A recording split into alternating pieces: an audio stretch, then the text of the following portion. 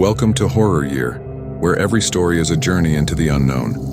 If you're brave enough to face your darkest fears and uncover the most chilling tales, you've come to the right place.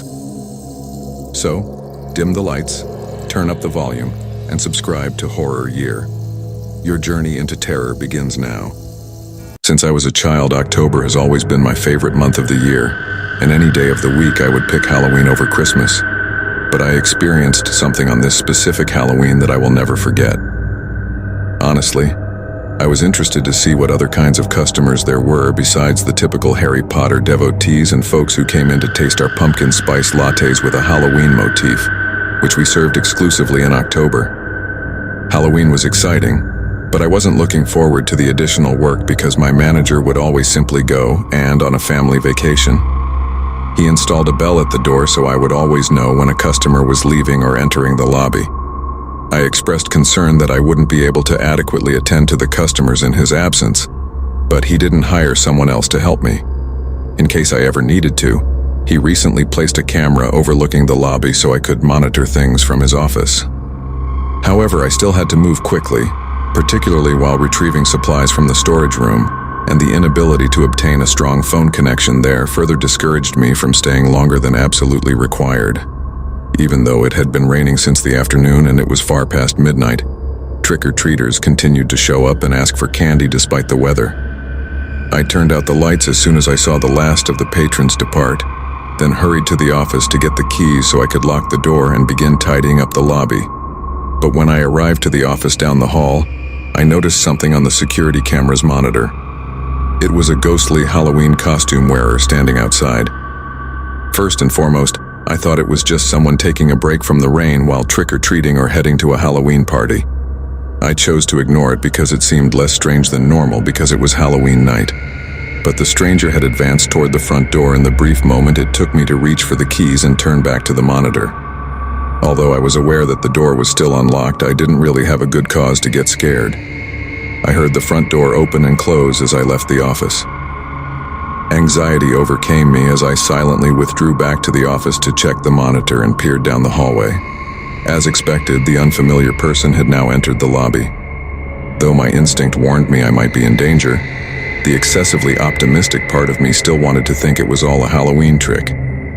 Knowing that the storage room would provide a far better hiding place, I left the office and went in. I was aware of the faint sound of footsteps creeping down the corridor, growing louder with each step. But I felt so exposed not knowing where the intruder was. All I could truly do was wait. Just outside the door, the footsteps stopped, and I held my breath, waiting. Then there was a sudden silence, until the sound of the door handle gently turning reached my ears, that is. It's difficult to put into words the strain I was experiencing at the time, but after a while I heard the door handle turn once more, and heard the same footsteps returning to the foyer. I was relieved to hear the front door open and close, though I'm not sure if the burglar noticed me or not.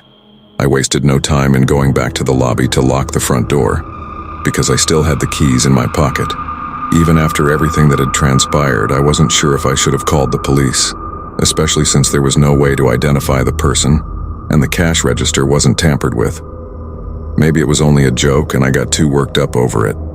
That was my initial thinking, at least, until I watched the camera footage again and noticed something that gave me a shiver down my spine.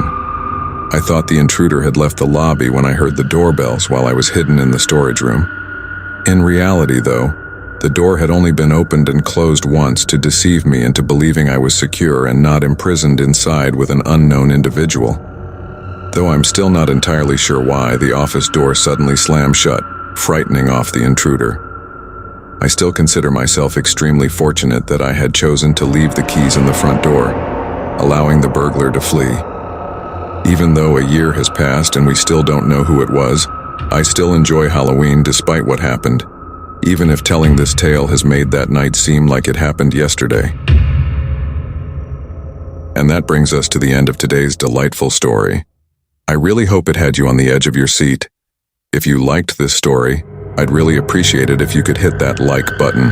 It means a lot to me. And if you're new around here, feel free to subscribe. There's always an exciting surprise waiting just around the corner and you won't want to miss it. Do you have a spooky story to share or a fun idea for our next tale? Feel free to share in the comments below. I'm really curious to know what gives you the creeps the most. And as always, take care, keep exploring. And remember, sometimes the most chilling tales are the ones left untold. Catch you in the next one, if you're up for it.